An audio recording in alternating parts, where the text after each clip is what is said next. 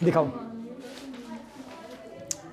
इससे पहले आपने ऑर्गेनिक केमिस्ट्री में पढ़ा था ना, जो भी देखिए, एक तो आपको सारी टेक्निक्स जो पीछे हमने inductive effect, electromeric, hyper conjugation, resonance, aromaticity, वो सभी आपको आनी चाहिए। ठीक है, सारी की सारी आपको आनी चाहिए। अब फिलहाल यहाँ पर जो बात करते हैं हम, वो बात कर रहे हैं किसके भाई? हाइड्रोकार्बन की। ठीक है, किसकी?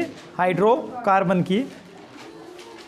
ये हमारे पास जितने भी हाइड्रोकार्बन होते हैं बेटा, ये एनर्जी का एक अच्छा सोर्स होते हैं, एनर्जी मिलती है इनसे। देखिए हाइड्रोकार्बन है क्या? हाइड्रो का मतलब है यहाँ पर हाइड्रोजन से, और कार्बन कार्बन ही है। मैं इस तरह के कंपाउंड्स जो हाइड्रोजन से और कार्बन से मिलकर जो बन रहे हैं, वे क्या कहलाएंगे? हाइड्रोकार्बन। क्या कहलाएंगे? हाइड्रोकार्बन कहलाएंगे। इतनी बात समझ में आई? किससे मिलेंगे? कार्बन और हाइड्रोजन से। जैसे कि मैं बात करता हूँ सीएनजी, एलपीजी, पेट्रोल, डीजल, ये सारे के सारे क्या भाई आपके पास? हाइड्रोकार्बन से। क्या है? हाइड्रोकार्बन से। जैसे कि मैंने मीथेन गैस ले लिया, CH4 होगा फार्मूला। ठीक है, अब देखिए इसमें क्या कौन कौन है? एक कार्बन है, 4 हाइड्रोजन है, तो ये क्या बन गया? हाइड्रोकार्बन बन गया भाई। नहीं आई बात समझ में? तो हाइड्रोकार्बन में क्या होगा आपके पास? हाइड्रोजन और कार्बन जो मिलके, कार्बन और हाइड्रोजन मिलके क्या बनाएंगे? हाइड्रोकार्बन की फॉर्मेशन करेंगे। एनर्जी तो मैंने आपको बताई दी कि एनर्जी का सोर्स हो। देखिए अब मोटरसाइकिल चलानी है, गाड़ी चलानी है, सभी के अंदर पेट्रोल और डीजल का यूज हो रहा है। वो क्या कर रहा है आपके पास? वो केमिकल आपके पास, समझ में आई बात? वो एनर्जी का ट्रांसफर कर रहा है। ऐसा ही तो हो रहा है।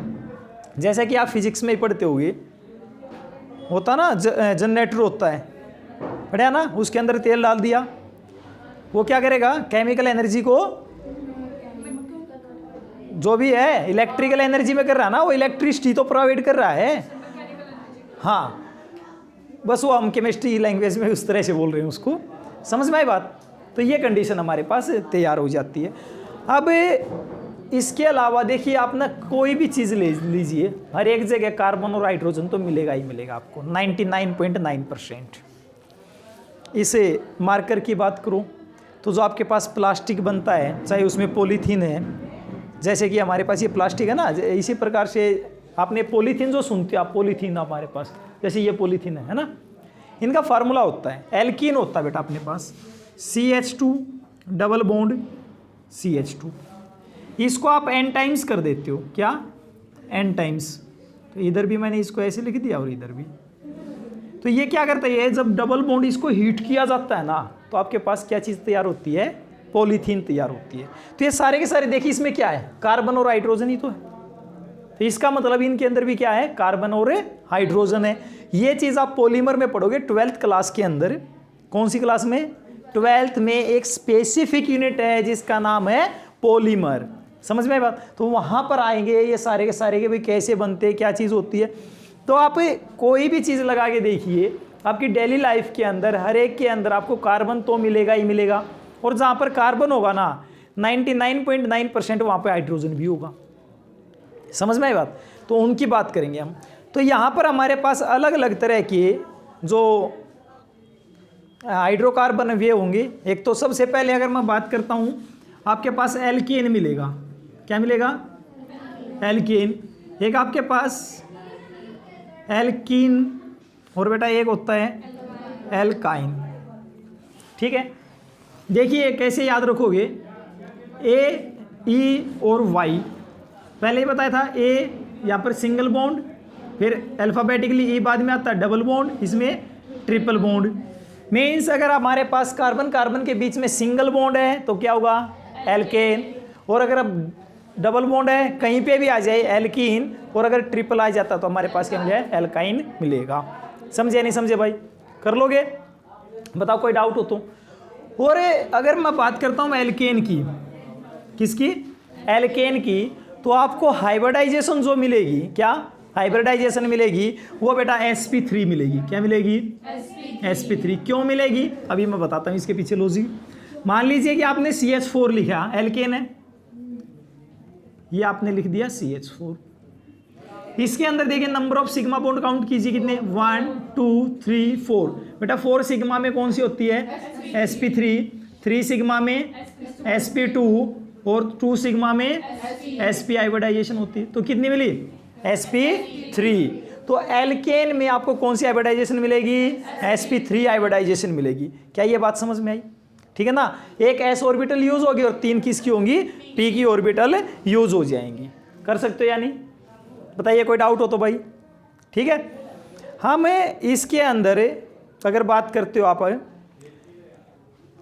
इसी चीज को आप आगे प्रोसीड करते हो कि हाइड्रोकार्बन होते हैं। अब यहां पर तो मैंने एक कार्बन लिया है, इसमें आप 2 कार्बन ले लीजिए बेटा, C H और H, फिर से C H और H। कितने हो गए?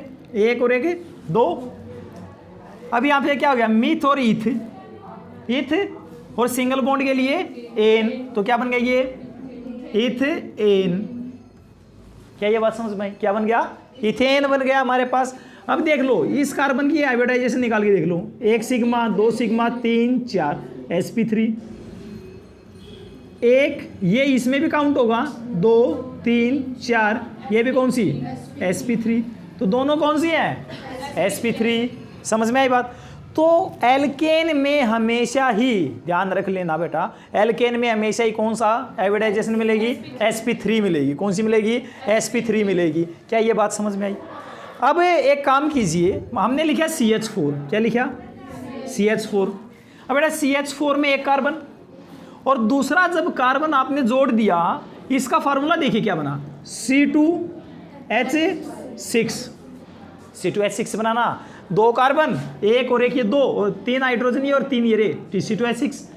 तो इस एक कार्बन से जब दूसरे की तरफ पहुंचे तो आपके पास C2H6 मिला। इससे बेटा आगे पहुंचे एक और कार्बन बढ़ा दीजिए, क्या मिलेगा C3H8 मिलेगा। क्या C3H8। अब एक चीज देखिए सभी में एक CH2 का फर्क आ रहा ना, एक CH2 का फर्क आ रहा है। अगर हमारे पास ये इसके साथ या फिर ये इसके साथ या फिर बेटा आपको ये इसके साथ एक CH2 के फर्क से ही चल रहे हैं या फिर उसका मल्टीप्लाई में फर्क से, मीन्स एक CH2 का डबल ही तो ये इसके साथ डायरेक्ट। अगर किसी स्पीसीज के अंदर या फिर हाइड्रोकार्बन के अंदर या फिर मैं कहूँ एल्केन के अंदर एक CH2 का अगर डिफरेंस आता है, किसका एक CH2 का अगर डिफरेंस आता है तो आप उसको बोलते हो होमोलोगस सीरीज। क्या बोलते हो होमोलोगस सीरीज। तो CH4 C2H6 के साथ क्या है कि होमोलोगस है। क्या है होमोलोगस है, तो इसको क्या नाम दे दिया होमोलोगस सीरीज। समझ में आई बात? क्या कह दिया इसको होमोलोगस सीरीज। हो जाएगा याद? नहीं आई बात समझ में? बताइए ये चीज़ नहीं आई तो समझ में भाई आ रही है समझ में?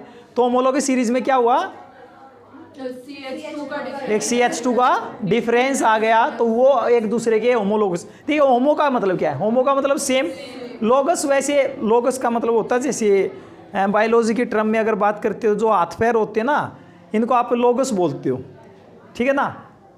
तो अलग अलग से हैं, सेम इसी तरह से हमारे पास होमो का मतलब सेम और लोगस का मतलब वैसे ही पार्टी हो गया एक प्रकार से, जो सेम पार्ट है। प्रॉपर्टी भी लगभग सेम मिलेगी, जो प्रॉपर्टी डिफरेंस मिलेगी वो भी हम बताएंगे कैसे हो सकती कैसे नहीं हो सकती। बट फिलहाल CH4 C2H6 के साथ क्या है कि होमोलोगस सीरीज क्रिएट कर रहा है, क्योंकि इसके अंदर किसका डिफरेंस है कि CH2 का डिफरेंस है। कर लोगे या नहीं बताइए, कोई डाउट हो तो भाई। नहीं समझे? ठीक है, अब मिटा दे। हम इसी के अंदर बात करते हैं CH4 जो आपने बनाया, CH4 का स्ट्रक्चर आपने बना लिया कि एक कार्बन है, हाइड्रोजन हाइड्रोजन हाइड्रोजन और ये हाइड्रोजन। देखिए ये ऐसे होता है, मैं आपको दिखाऊं, पेन दो बेटा।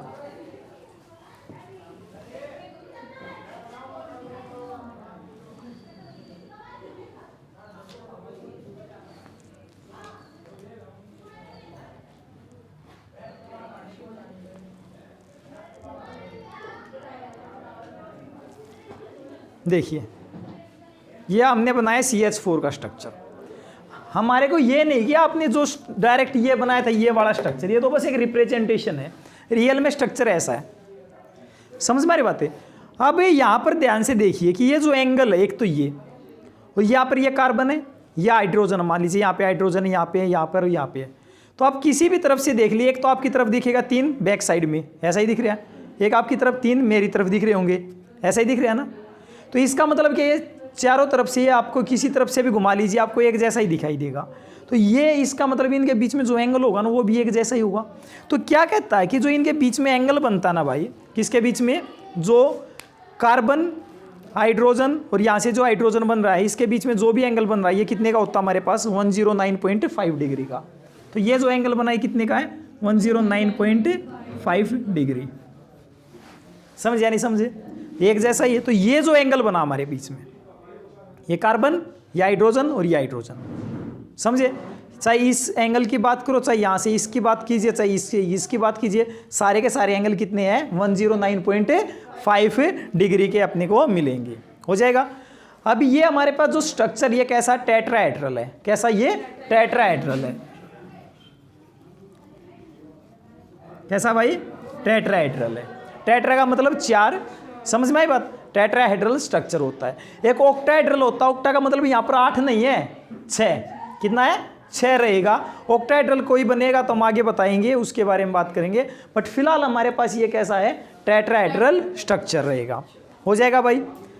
बताइए, कोई डाउट हो तो कर सकते हो या नहीं, ठीक है।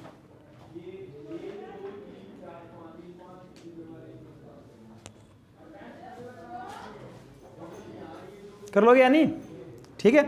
तो ये कंडीशन थी हमारे पास कि भाई एल्केन्स कैसे बनते हैं, उनके बारे में हमने बताया कि कार्बन जो इनके बीच में बॉन्ड एंगल होता है इस तरह का होता है। और ये सारी जो होता है हमारे पास, ये वेस्पर थ्योरी एक्सप्लेन करती है। अगर आपको थोड़ा बहुत ध्यान हो तो valence shell electron pair repulsion, जो कि आपके पास कहाँ पर आया था, केमिकल बॉन्डिंग के अंदर आपके पास आया था। समझ में आई बात, कहाँ पर पढ़ा था हमने, केमिकल बॉन्डिंग में। वहाँ पर यही तो चीज़ बता रहे थे हम। हो जाएगा नहीं हो जाएगा भाई, बताइए, कोई डाउट हो तो।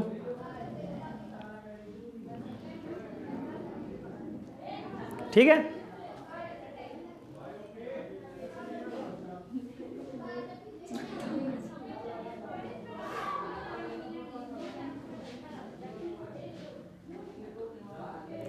कर लोगे बेटा। जो कार्बन और जो हाइड्रोजन के बीच में जो बॉन्ड लेंथ होती है, किसके, कार्बन और जो हाइड्रोजन के बीच की जो बॉन्ड लेंथ होती है, ये भी वेरी करती है। कहता कि जो इनके बीच में बॉन्ड लेंथ होती है वो हमेशा कितने मिलेगी, 112 पिकोमीटर की। कितनी मिलेगी, 112 पिकोमीटर।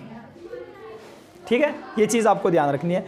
तो किसके बीच के, ये कार्बन और हाइड्रोजन के बीच की जो बॉन्ड लेंथ वो कितनी है, 112 पिकोमीटर है। कर लोगे,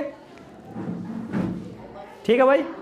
और इससे बड़ा अगर आपके पास कोई स्ट्रक्चर बनता, जैसे कार्बन और कार्बन, हाइड्रोजन हाइड्रोजन हाइड्रोजन, जो एल्कीन बना रहे हो आप, एल्केन सॉरी, तो ये कितनी हमारे पास, ये तो 112 की रहेगी।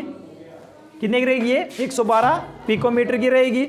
और जबकि आप कार्बन और कार्बन के बीच की बात करते हो तो भाई ये हमारे पास मिलती है कितने की, 154 पिकोमीटर।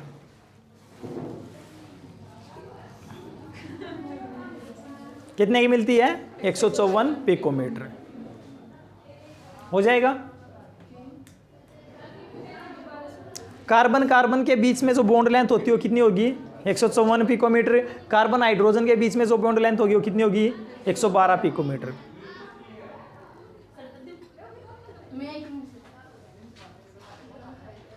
कर लोगे। हाइब्रिडाइजेशन मैंने बता दिया, नोमेनक्लेचर नेक्स्ट क्लास में पढ़ेंगे। ये रखा, खा लो सर, फिर ठंडे हो गए होंगे। नहीं